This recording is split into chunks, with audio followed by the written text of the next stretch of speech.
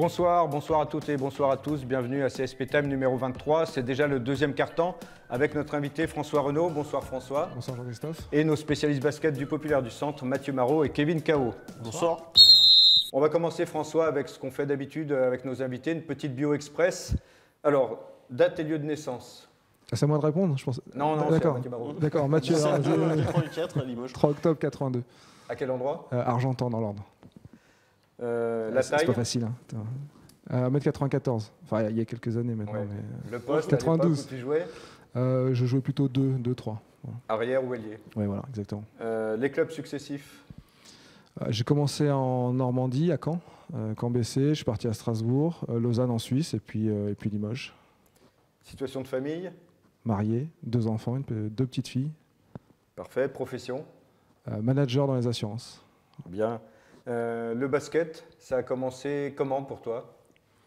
Ça a commencé, mon père était basketteur, donc ça a commencé très tôt dans les gymnases, il m'emmenait avec lui, tout petit, voilà, à l'âge de 3-4 ans, commençait à toucher un peu la balle, et puis au fur et à mesure, à Blainville-sur-Orne, alors je le dis parce que ça faisait toujours rire Fred Forte, qui connaît le patelin, qui nous disait, toi t'es bien un gars de Blainville, mais voilà, Blainville-sur-Orne, après le camp BC, et puis plus tard en espoir à Strasbourg. L'arrivée à Limoges, elle se passe comment? À quelle occasion? Dans quelles circonstances? J'étais en Suisse en fait, et puis ils ont coupé mon contrat pour des problèmes de résultats, un peu comme on le voit souvent au CSP. Et puis j'avais Pierrick Lazare que je connaissais, avec qui on s'était rencontré à Strasbourg. Et en fait, il y avait la Strasbourg Connection à ce moment-là à Limoges, à savoir qu'il y avait Fred, il y avait Hugo Cancé, il y avait Pierrick Lazare, il y avait Jacques Van Fleur, voilà, avec qui j'étais en espoir avec Pierrick aussi. Et puis Pierrick m'appelle en me disant mais viens t'entraîner, j'en parle à Hugues, et puis viens t'entraîner avec nous, et si tu veux, tu dors à la maison quelques semaines, histoire de rester en forme, le temps de trouver un autre club. Et puis finalement, ça s'est un peu... Je me suis éternisé, j'ai posé mes valises dans le salon de Pierrick, je suis resté 6 mois, non pas 6 mois, mais je suis resté un petit moment. On a fini la saison de N1, belle saison où voilà, on remonte en Pro B avec les finales Poitiers, et puis finalement, sur la fin de saison... Fred me dit écoute, nous ça nous intéresse, on cherche un ailier avec un peu de physique dans ton profil, donc si ça te dit, et voilà. Puis quand le CSP ouvre ses portes entre guillemets, voilà, on y va parce que c'est juste un honneur de porter ce maillot. Et donc la carrière, c'est ton dernier club, le Limoges CSP? Oui, ça fait un peu... ouais, effectivement, dernier club, parce qu'en fait, je fais les années de Pro B, les 4 années de Pro B, là, celles qu'on appelle les années noires, mais qui pour autant nous ont permis de revenir sur la Pro A. Et puis à la fin de la 4e année, j'avais peu de temps de jeu. Il était peu probable que je joue en Pro A, même si à l'époque... Voilà, c'était encore à peu près envisagé, mais je ne voyais pas ma place en tout cas dans l'équipe. Et puis à ce moment-là, Fred m'a dit écoute, on a besoin de quelqu'un qui soit proche de l'équipe, qui connaisse le club, qui connaisse la vie des basketteurs, qui soit en capacité de nous aider sur le staff médical, un peu sur le recrutement, sur la gestion des contrats et tout ça. Donc ça s'appelait coordinateur sportif à l'époque, mais c'était beaucoup de missions, notamment aussi de la communication, du site internet. Enfin, voilà, il y avait beaucoup de choses à faire et c'était une très bonne expérience aussi pour moi. Donc j'ai commencé ma reconversion, on va dire, sur ce point-là. Tu as zappé un peu les petites expériences en NM3 quand même.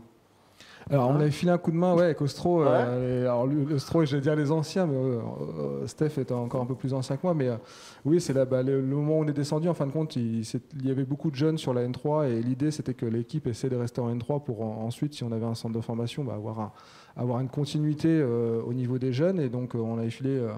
des petits coups de main. Alors, je sais pas si on avait aidé tant qu'on n'avait plus, mais en tout cas l'idée c'était d'essayer de maintenir l'équipe en N3 pour les plus jeunes. Ouais.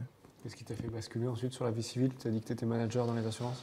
En fait, l'arrivée de Giannakis a changé pas mal de choses, parce que l'arrivée de Giannakis, quand il est arrivé sur le club, il a voulu gérer beaucoup de choses, et notamment d'un point de vue décisionnel, donc ma mission devenait moins intéressante. J'en avais parlé à Fred, et du coup sur les échanges qu'on avait eus, voilà, on avait décidé d'en arrêter là, parce que je voyais pas de projection à long terme et pas au Limoges CSP, donc j'avais arrêté là-dessus. Et puis après les assurances, c'est plus sur une partie, on va dire, management. Aujourd'hui, je retrouve des valeurs identiques, à savoir le fait j'ai une équipe aujourd'hui, fédérer une équipe, emmener sur des résultats, sur de la performance, au travers de valeurs humaines, d'accompagnement, de bienveillance. C'est des choses que je retrouve et que j'avais aussi dans le sport et voilà, sur lequel aujourd'hui je suis complètement épanoui. Tu fais partie des nombreux anciens qui sont restés à Limoges, à l'image de Frank Butter.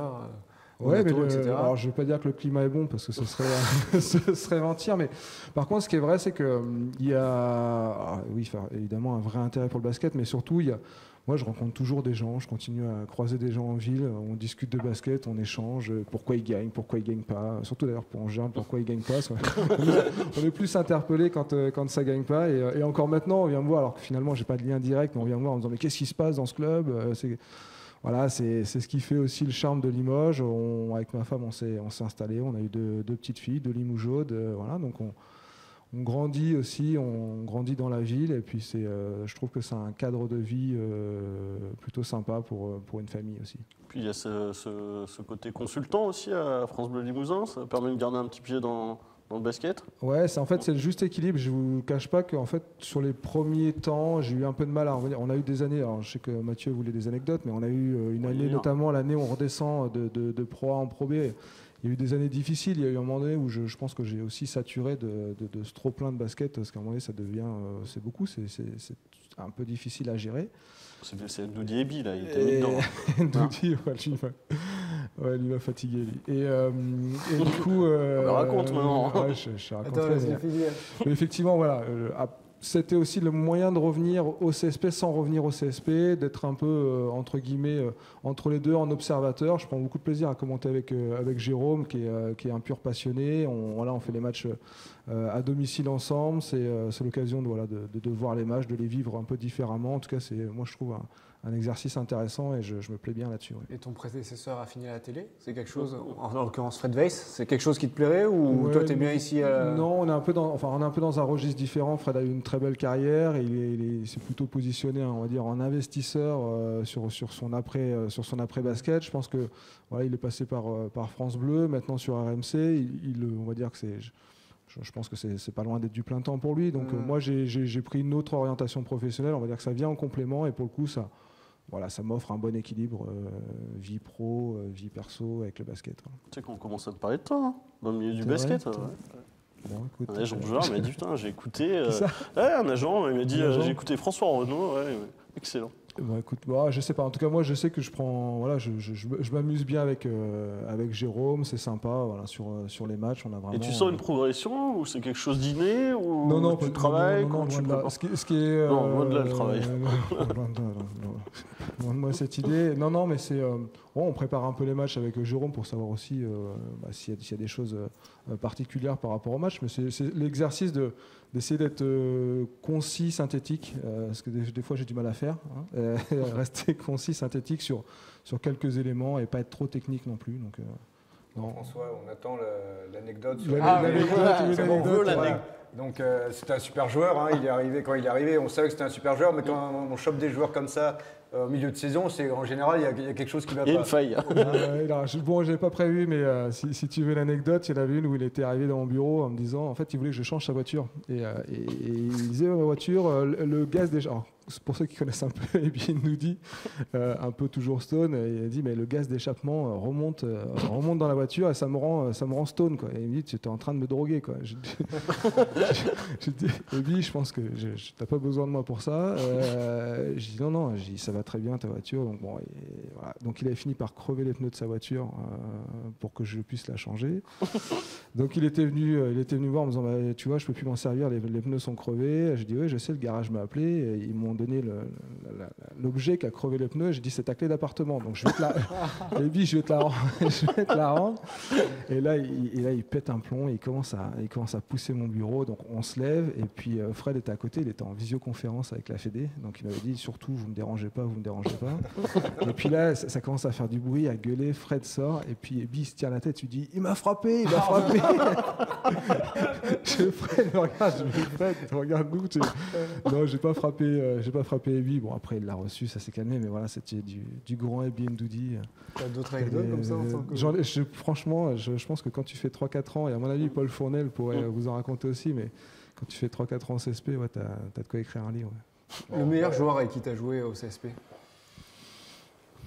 Le meilleur, alors je pense pas qu'il ait fait sa meilleure saison, pour autant c'est celui vraiment qui m'a peut-être le plus marqué, ce serait Dragan Lukowski, très très gros joueur. Enfin, c'était pas sa meilleure saison. J'aimais beaucoup Dragan parce qu'au-delà du grand joueur, de son expérience et de son palmarès et de tout ce qu'il avait vécu, c'était aussi un grand homme. Il y en a quelques-uns et on en croise. Et lui en faisait partie, il avait toujours une philosophie de vie, il était assez incroyable, toujours assez flegmatique, mais voilà, il avait parce qu'à l'époque on n'appelait pas ça des punchlines, mais lui il en avait. Quoi. Donc, non, mais tu veux pas citer un mec qui a joué au CSP? C'était ça la question. Non, pas Dragan. Dragan, c'était mon pote, donc non, on touche pas. Il a eu des problèmes de dos, voilà, c'était un peu. Je pense qu'il a eu une saison compliquée, des problèmes de dos, physiquement il n'y était plus. Mais pour autant voilà, c'était un gars engagé et comme certains, il a vécu des saisons difficiles. Merci messieurs. Non, on pourrait continuer encore un grand moment, mais on va C'était une bonne question ça, Kevin. Merci. On va revenir pour les anecdotes, François. Le deuxième quart-temps de CSP Time est terminé. Merci messieurs, merci François. Rendez-vous sur le site internet lepopulaire.fr et sur la page Facebook Le Populaire Sport. Rendez-vous dès demain pour le troisième quart-temps. Salut, à demain.